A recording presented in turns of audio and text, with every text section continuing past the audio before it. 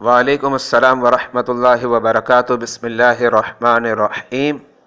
آپ نے یہ سوال کیا کہ اگر کسی کے پاس موئے مبارک ہوں تو ان موئے مبارک کو وہ بیچ سکتا ہے، اور اگر بڑی اماؤنٹ میں بیچنا چاہے تو بیچ سکتا ہے، اور اس کا خریدنا کیسا ہے؟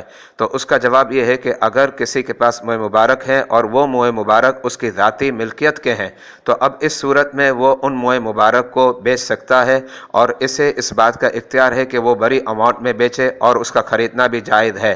لیکن اتنا ضرور کہا جائے گا کہ ان موئے مبارک کے ہوتے ہوئے جو برکتیں آپ کو نصیب ہونی تھی آپ ان برکتوں سے محروم ہو گئے۔ اور یہاں بخاری شریف کی ایک روایت میں آپ کے سامنے پیش کرتا ہوں۔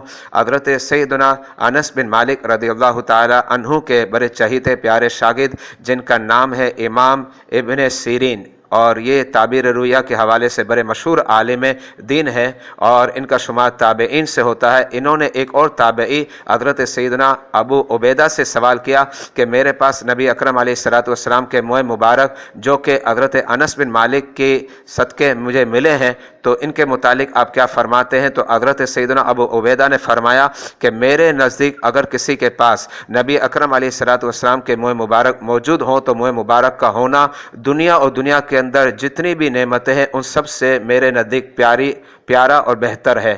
واللہ اعلم بالصواب۔ محمد وسیم ضیائی، مرکز العلوم الاسلامیہ اکیڈمی، بادامی مسجد، میٹھا در، کراچی، پاکستان۔